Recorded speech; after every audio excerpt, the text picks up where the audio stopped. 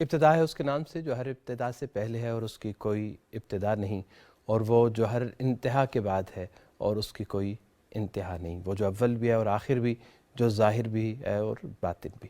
تصوف کے حوالے سے ہمارا سلسلہ گفتگو چل رہا ہے اور ہم تصوف کو مختلف مراحل میں اسلامی عالم اسلام کی تاریخ کے ساتھ دیکھ کر، اور یہ کہ مختلف مراحل اس میں کیا کیا تبدیلیاں آئیں اور کس طرح سے یہ ایوالو ہوا اور یہ ارتقائی سفر کیسے آگے بڑھا، اور ہمیشہ کی طرح ہمارے ساتھ موجود ہیں ظفر اللہ خان صاحب، پروگرام میں آپ کو خوش آمدید کہیں گے۔ اس سے پہلے آپ تصوف کی جو صحابہ کے دور میں شکل و صورت بن رہی تھی اس پہ آپ نے بات کی، تابعین میں یہ سوچ اور یہ عمل کس طرح سے آگے بڑھا وہ اس پہ بھی آپ نے اشارہ کیا۔ ابتدائی طور پر کیا تصوف یہ باقاعدہ جیسے آج ہم دیکھتے ہیں ایک بیعت کی جاتی ہے، پھر ایک باقاعدہ گروہ ہوتا ہے، پھر اس کی ایک شناخت بنتی ہے، ابتدائی ایام میں کیا ایسا کچھ تھا یا زیادہ افراد تھے جو اس رجحان کے ساتھ سامنے آئے؟ بسم اللہ الرحمن الرحیم۔ ابتدا میں وہ شخص جو تعلق باللہ کی طرف، آخر کی طرف زیادہ توجہ رکھتا تھا وہ صوفی کہلاتا تھا۔ جو جہاد کرتا تھا، میدان فیلڈ میں جاتا تھا، غیر ملکوں میں وہ مجاہد کراتا تھا۔ یہ سلسلہ جیسے ہم نے عرض کیا کہ صحابہ کرام کے گروہ میں یہ کوئی ٹینڈنسی رجحانات زیادہ تھے، پھر کچھ تابعین میں زیادہ ہو گئے، تبع تابعین میں تو ایک بہت بڑا گروہ ڈیولپ ہو گیا۔ امویوں کی حکومت چل پڑی بہت شان و شوکت کے ساتھ، انہوں نے قیصر اور کسریٰ کے، روم کے اور شام کے سارے مزاج اختیار کر لیے، اور پھر ارلی عباسی بھی صاحب ذرے ایک امپائرز تھیں یہ، اور یہ عرب امپائرز تھیں یا ان پہ بعد میں ایرانی اثر ہوا۔ یہ خود بھی نہیں کہتے تھے کہ ہم اسلام کے علم بردار ہیں، تو ان کا جو مزاج تھا وہ خالص دنیاویانہ بن گیا تھا، ملوکیت کا، دنیا کا بھی بن گیا تھا، لوگوں کا بھی۔ اس میں دو طرح کے طبقے اپوز کرنے کے لیے کھڑے ہوئے۔ ایک علماء کا طبقہ جنہوں نے فکری اور علمی لحاظ سے کہا کہ آپ غلط کر رہے ہیں، ہماری تعلیمات اس بات کی اجازت نہیں دیتی۔ انہوں نے مارے بھی کھائیں، کوڑے بھی کھائے اور ہر کام برداشت کیا، وہ ہمارا موضوع نہیں ہے، ہم کبھی پھر کر لیں گے۔ ایک طبقہ اور تھا جو صوفیاء کا تھا، انہوں نے کہا میں نے ان سے کیا لڑنا ہے، ان کو تبلیغ کرتے رہیں گے، ہم اپنے لوگوں کو بلاتے ہیں اپنے پاس، ہم ان کی تعلیم و تربیت کرتے ہیں، ہم مخلوق اللہ کو، اللہ کی مخلوق کو، مسلمانوں کو بتاتے ہیں کہ آپ ان کاموں میں مت پڑو۔ تو یہ تو ایک ابتدا کی شکل بن گئی۔ ابتدا میں ہوتا یہ تھا کہ وہ شخص تابعی ہے، چاہے تبع تابعی ہے یا بعد میں بزرگ ہیں، جو یہ سمجھتے تھے کہ ہم نے اپنے حساب سے دین کی اصل تعلیمات بتانی ہے کہ لوگوں اللہ سے ڈرو، انسان سے محبت کرو، مال دولت اکٹھا کرو، خرچ کرو، حلال خرچ کرو، کماؤ حلال پہ خرچ کرو، اور آپ کا زیادہ توجہ آخرت پہ رہنی چاہیے، آپ کی توجہ دنیا کی بہتری پہ رہنی چاہیے، خدمت کے درجے میں رہنی چاہیے، اور غیر معمولی مال و دولت اکٹھا کرنا، عہدوں کے پیچھے بھاگنا، شہرت کے لیے بھاگنا کوئی اچھی چیز نہیں۔ اخلاقی گویا کی زندگی گزارو، سادہ لفظوں میں دینی اخلاقیات پہ چلو، دینی روحانیات پہ چلو۔ تو وہ پھر انہوں نے آہستہ آہستہ اپنے جہاں بیٹھتے تھے وہ یہ کام کرتے تھے۔ جس مسجد میں بیٹھے ہیں، نماز جو پڑھتے ہیں، وہیں نماز کے بعد لوگ ان کے پاس بیٹھ جاتے تھے، بات چیت جاری رہتی تھی، یا کوئی انہوں نے ایک دن فکس کر لیا ہوتا تھا۔ پرانے زمانے میں یہ رواج تھا کہ ایک دن سے زیادہ صحابہ کرام بات نہیں کرتے تھے، تابعین بھی نہیں کرتے، ہر روز کا درس کا کانسیپٹ ہمارے ہاں نہیں تھا، اس کو ناپسند کیا جاتا ہے۔ کتابوں میں بہت سارے حوالے ملتے ہیں، میکسیمم زیادہ سے زیادہ اگر کسی نے کیا ہفتے میں 2 دن، اس کو بھی ہمارے پرانے علماء پسند نہیں کرتے تھے۔ اور یہ روایت بعد میں بھی رہی کیا؟ جی بہت عرصہ بھی رہی، اب تو ہم ہر نماز میں درس دیتے ہیں، اس زمانے میں یہ نہیں تھا۔ تو وہ جو بزرگان تھے ہمارے، وہ ایک دن فکس کر لیتے تھے، بس وہ بیٹھ جاتے تھے وہاں، یا تو لوگ سوال جواب کر لیتے تھے یا وہ خطاب کر لیتے تھے، کسی موضوع حدیث بیان فرما دی، اپنی بات کر دی، جو دیکھا کوئی خاص چیز معاشرے میں ہو رہی ہے اس کی شرح کر دی۔ تو اس طرح کے علماء کی اپنے اپنے مقامات پہ شناخت ہونی شروع ہو گئی۔ جیسا کہ میں نے عرض کیا، بصرہ میں دو بڑی شخصیات کھڑی ہو گئیں، حسن بصری اور رابعہ بصری۔ دونوں کے مزاج میں فرق تھا۔ حسن بصری علمی کام کرتے تھے، حدیث پڑھاتے تھے، فقہ پڑھاتے تھے اور ساتھ تصوف کی تعلیمات دیتے تھے۔ وہ بنیادی طور پر عالم اور فقیہ تھے، لیکن مزاجاً وہ صوفی تھے۔ رابعہ بصری ایک غریب مسکین قید سے نکلنے والی ایک خاتون تھی، چھوٹے گھر کی تھی، قید کر لیا گیا، کوئی لے گئے، بیچ دیا کسی کے ہاں، تو وہاں وہ کام کرتی تھی سارا دن، رات کو عبادت کرتی تھی۔ ایک دن، یہ بات سنانی ضروری اس لیے کہ ہمیں یہ معلوم ہوئے کہ ہمارے کلچر میں غریب اور بڑے کا فرق نہیں ہے، ہمارے ہاں غریب بھی بہت بڑا بن سکتا ہے۔ ایک رات یہ مالک کی خدمت کر کے، کھانا پکا کے، لیٹ فارغ ہو کے اپنے حجرے میں، کمرے میں، جو چھوٹا سا نوکروں کو ہم دیتے ہیں، وہاں بیٹھی تھی اور نماز پڑھ رہی تھی، دعا مناجات کر رہی تھی۔ مالک کو کبھی ضرورت پڑی کسی وجہ سے تو وہ آیا، اس نے کہا میں ان کو اٹھاؤں۔ جب آیا تو آواز آ رہی تھی اندر سے، کھڑا ہو گیا۔ آواز یہ تھی کہ اے خدا، میرا دل یہ کرتا ہے کہ میں ہمہ شب اور ہمہ روز آپ کی یاد میں گزاروں، آپ میرے محبوب ہیں، مجھے آپ سے بڑی محبت ہے، میں مجبور ہوں، سارا دن میں کام کرتی ہوں، شام کو آتی ہوں، تھوڑی دیر کے بعد میں تھک جاتی ہوں، جو میرے پاس وقت بچتا ہے میں آپ کی یاد میں گزار، آپ اس کو قبول فرما لیں، آپ اس کو کم مت سمجھیں، یہ اس کو آپ بہت سمجھیں، میرے اس قلیل کو کثیر جان۔ کثیر جان۔ یہ اپنی مناجات کر رہی تھی۔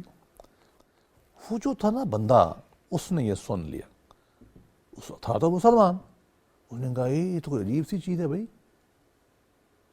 یہ کیا کر رہی ہے، عجیب و غریب باتیں کر رہی ہے۔ وہ ڈر گیا، متاثر ہوا۔ صبح جب کام کرنے آئی تو اس نے کہا بی بی رات آپ کیا کر رہے تھے؟ اس نے کہا، پہلے تو جواب ہی نہیں دیا، چھپتے ہیں نا یہ لوگ، پھر نے کہا دیکھو یہ میرے اور میرے مالک کا معاملہ ہے، آپ اس کو بھول جائیں، میں آپ کی باندھی ہوں، غلام ہوں آپ کی، آپ نے مجھے خریدا ہوا ہے، تو جو آپ مجھے کہیں میں تو آپ کی خدمت کروں گی، کھانا پکانا ہے، صفائی کرنی ہے، جو بھی کرو۔ تو اس نے کہا اے بی بی آج کے بعد آپ آقا ہیں اور میں غلام ہوں۔ سبحان اللہ۔ جو آدمی اتنی تنہائی میں اتنی درد کے ساتھ مناجات کر رہا ہوگا تو کوئی مسلمان کا دل تو پھر پھسیج ہی جاتا ہے نا، جیسا بھی ہو، مسلمان تو تھا۔ فرمایا کہ نہیں، اب آج کے بعد آپ کام نہیں کر سکتے، اب آپ کے پاس دو آپشن ہیں، اچھا، یا آپ اس گھر کی مالکہ بن جائیں، مطلب ہے کہ میں آپ سے شادی کر لیتا ہوں، یا آپ آزاد ہیں۔ ابی نے فرمایا کہ میں پھر آزادی پسند کروں۔ انہوں نے کچھ لے دے کے ان کو روانہ کر دیا۔ وہ خاتون باقاعدہ بیٹھتی تھی، عبادات کرتی تھی، لوگ آتے تھے۔ حضرت حسن بصری جیسے لوگوں کو کوئی شاگرد بھی تھی، حضرت بصری آتے بھی تھے۔ واہ، حضرت بصری اپنے شاگردوں کے سمیت رابعہ بصری کے ہاں آتے تھے۔ رابعہ بصری کا جو ایک نیا سکول بنایا نا تصوف میں، وہ تھا محبت کا۔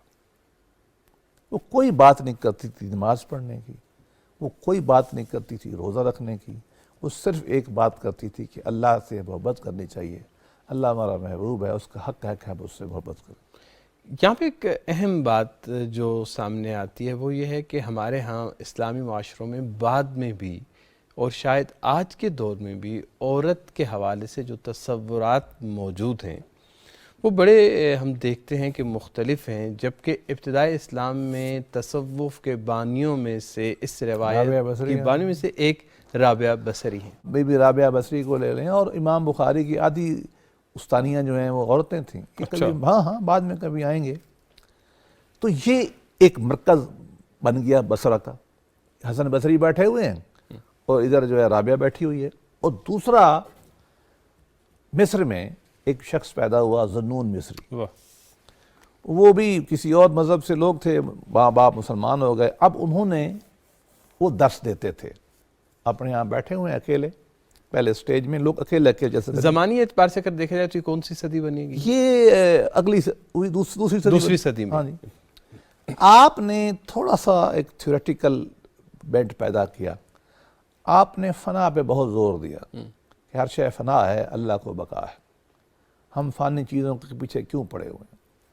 اسی طریقے سے اور لوگ مختلف مقامات پہ رہے اور انہوں نے اپنی جو ہے نا یہ باتیں کرنی شروع کی۔ تو پہلے مرحلے پر سلسلے بالکل نہیں تھے، ٹھیک، مختلف علماء صوفیاء اپنے اپنے مقامات پہ بیٹھے تھے اور وہ اپنی باتیں کر رہے تھے۔ اور اگلے مرحلے میں کیا یہی جو افراد تھے، انہی کے جو پیروکار تھے، ان کے توسط سے کچھ ایسے گروہ اور اجتماع جی بنے؟ ابھی عرض کرتے ہیں، یہ پہلا جو فیز ہے اچھا، کم و بیش ایک صدی کا فیز ہے، جس میں علماء اور صوفیاء اکیلے رہے، یہ بیعت نہیں کرتے تھے، اچھا، قطعاً بیعت کا تصور؟ کبھی بھی نہیں، کسی ایک شخص نے کوئی بیعت نہیں کی، حسن بصری نے کبھی بیعت نہیں کی، نہ کسی نے کہا نہ آپ نے کی۔ اس کا جو تھوڑا اچھا، اس میں اور بڑے نام آنا شروع ہو گیا نا قریب، ہم اس پہ نہیں آتے۔ پھر ایک دوسرا جو صدی شروع ہوئی، 1.5 صدی 2 صدی 1.5 صدی، اس میں پھر یہ ہوا کہ لوگ زیادہ آنے لگ گئے، تو ان لوگوں نے ادارے بنا لیے۔ مثلا بغداد میں جنید بغدادی بیٹھ گئے، اچھا، مدرسہ بنا لیا اور خانقاہ بنا لی، وہ بیٹھ گئے۔ اب ان کے ہاں لوگ آتے تھے، پڑھتے تھے اور رہتے بھی تھے۔ پڑھنے سے مراد جو زمانے کے رائج علوم؟ رائج علوم اور خاص طور پہ تصوف۔ اچھا، اسی طریقے سے بسطام میں حضرت بایزید بسطامی بیٹھ گئے، اگرچہ ان کے مزاج میں کوئی اتنا بڑا ادارہ بنانا نہیں تھا، لیکن وہ چونکہ مسجد میں بیٹھے رہتے تھے، وہ درس تدریس نہیں کرتے تھے، بیٹھے رہتے تھے، کبھی کبھار گفتگو کی تو لوگ ان کے گرد بھی آ کے بیٹھ جاتے تھے۔ تو یہ ایک سلسلہ شروع ہو گیا کہ خانقاہیں بننا شروع ہو گئی، باقاعدہ اسی نام سے، عربوں نے زاویہ کہا، کسی نے تقیہ کہا، یہ بننے شروع ہو گئے۔ چیریٹیز نے وقف کرنے شروع دے دیے پیسے کہ جی آپ، ہوتا کیا تھا، ایک خانقاہ ہے، وہاں 3 چیزیں ہوتی تھیں۔ اچھا، ایک مسجد ہے، ایک فقیروں کے رہنوں کے حجرے ہیں، اور حجروں کے درمیان میں ایک ہوتا تھا دلان ٹائپ بڑا، اور ساتھ ایک مدرسہ ہوتا تھا۔ ہر خانقاہ میں یہ 3 ہوتی تھی۔ نماز وہاں، مسجد رہنے کی اور ذکر کرنے کی جگہ اور مدرسہ۔ صحیح۔ اب شیخ وہ پڑھائے گا، اپنی قرآن حدیث بھی پڑھائے گا، جب آ کے اس جگہ بیٹھے گا فقیروں کو ذکر بھی کرائے گا مختلف طریقوں سے، اور روحانی تعلیمات بھی جو ہے دینا شروع کرے گا، اپنی جو خاص ان کے تعلیمات ہیں، اور مراکز بننے شروع ہو گئے۔ یہ مراکز 2 جگہ بنے بڑے، اچھا، اور 2 مکتبہ فکر بن گئے اس سے۔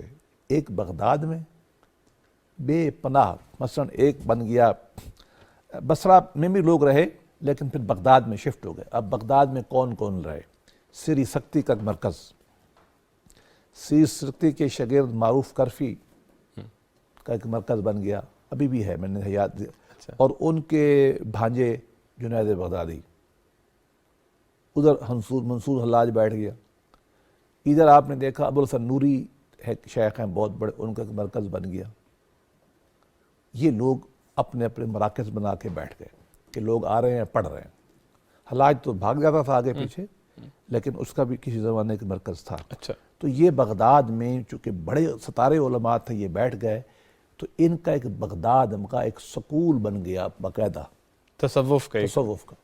وہ کہتے کیا تھے، اس کو چھوڑتے ہیں پھر دوسرے میں جاتے ہیں۔ جی جی، یہ بنیادی طور پر سوبر صوفی تھے، یہ وہ صوفی تھے جو یہ کہتے تھے کہ دین کی شرع پہ عمل کرنا ہے، غیر معمولی باتیں نہیں کرنی ہیں، دور دور کی دور فتنیاں نہیں چھوڑنی ہیں. جو صوفی بعضوں کا چھوڑتے ہیں نا، لمبے لمبے خواب اور لمبے لمبی کرامات، ان کی وہ خلاف تھے. شرع میں رہنا ہے. اور یہ ایک سکول ابو بکر شبلی یہ ایک سکول بن گیا سارے کا سارا. اس کو باقاعدہ تصوف میں مکتبہ بغداد کہا جاتا ہے. ایک مرکز ڈیولپ ہو گیا خراسان میں، یہ ایران میں، مشہد، نیشاپور، توس، خرقان، بستام، ان علاقوں میں. ان میں بڑے بڑے جو شیوخ پیدا ہوئے، ان کے اپنے خانقاہیں بنی. ابو یزید بستامی نے تو نہ بنائی، ان کے جو خلیفہ تھے ابو حسن خرقانی، ان کی بہت بڑی خانقاہ ہے، آج بھی چل رہی ہے. اور یہ کہاں پر ہے؟ یہ شاہروز جو شہر ہے نا، شاہرود، یہ آپ سمجھیں کہ ایران میں تہران اور مشہد مبارک کے درمیان میں شہر ہے. وہاں سے مغرب میں، اس سے شمال میں جائیں 15-20 میل پہ بستام ہے. جی بالکل. اس کے 5-7 میل آگے جائیں تو خرقان ہے. اچھا. دونوں آباد ہیں، دونوں خانقاہیں ہیں. اچھا. ان کی ہاں ابھی خرقانی کی ایرانیوں نے بنا دی بہت بڑی، ان کی لائبریری بھی ہے، رہائش کے کمرے بھی ہیں، وہاں ان کا ایک بہت بڑا مزار ہے. ان کی باقاعدہ خانقاہ تھی جس میں لوگ رہتے تھے. بایزید کے بارے میں یہ ہے کہ چونکہ مسجد میں بیٹھتے تھے، ان کے مزاج میں کوئی زیادہ لوگوں سے ملنا جلنا نہیں تھا. لیکن ایسا ہم نے روایت میں پڑھا ہے کہ بعض اوقات بعض لوگ علماء یہ کہتے تھے اپنے خلفاء سے، شاگردوں سے، کہ آپ حج میں جانے سے پہلے 1 مہینہ 2 مہینے 4 مہینے بایزید کے پاس جا کے ٹھہریں. واہ. تاکہ آپ کا اللہ رسول سے تعلق ڈیولپ ہو جائے. یہ کتابوں میں ہم نے پڑھا ہے کہ لوگ آتے تھے اپنے خرچے سے، وہاں بیٹھے ہوئے رہ رہے ہیں، وہاں مسجد میں گئے، ان کی بات سنی، ان کو دیکھا، اور مہینہ 2 مہینے رہے، اس کے بعد چلے گئے. تو یہ ایک مراکز بننا شروع ہو گئے. صحیح. نیشاپور میں بہت زیادہ مراکز بنے. ایک مرکز یہ بھی خراسان کا مکتب، خراسان میں، اس میں ابو سعید الخیر، جن کی مناجات ہیں. بالکل. ایک اسرار التوحید. جی، ایک شیخ ان کے بنے ابو الحسن کشیری، فضیل ابن ایاز، یہ بنے. یہ خراسانی ہیں سارے. خراسان کا ایک گاؤں تھا بلخ. جی بلخ. شقیق بلخی، جہاں کے ایک بڑے ارلی رحیم ادم، یہ 2 صدی 2.5-3 صدی کے لوگ ہیں. یہ ایک مرکز بلخ بن گیا. ایک مرکز سرخس بن گیا، سرخس، ابو الفضل سرخسی، جو دادا گنج بخش کے شیخ ہیں. تو یہ 4-5 خراسان میں مراکز بنے. آپ سمجھیں کہ ابو نصر سراج توسی وہ بن گئے. فرمد ہو گیا ابو الحسن فرمدی کا، سرخس ہو گیا، نیشاپور ہو گیا، بستام، خراسان. یہ ایک بہت بڑا بیلٹ بن گیا، صوفیوں کا مرکز بن گیا خراسانی. اسی بات کو مد نظر رکھ کے شاید بعض لوگوں نے یہ نتیجہ بھی اخذ کر لیا، انہوں نے کہا کہ تصوف جو ہے ایک عجمی روایت ہے. کیا یہ تفصیل سے پھر کبھی آئیں گے، لیکن ٹھیک ہے، یہ ایک مکتبہ فکر بنا. ان میں غلبہ تھا، ان میں سکر تھا، ان میں جذب تھی، مستی تھی. تو یہ صوفیاء کی اصطلاح میں کلائے صاحب سکر، یہ بے ہوش رہتے ہیں، مستی میں رہتے ہیں.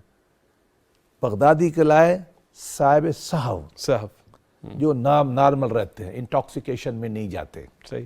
جو اچھا لباس پہنتے ہیں، اچھی گفتگو، اچھی گھوڑا، اچھا ہر یہ چلاتے ہیں.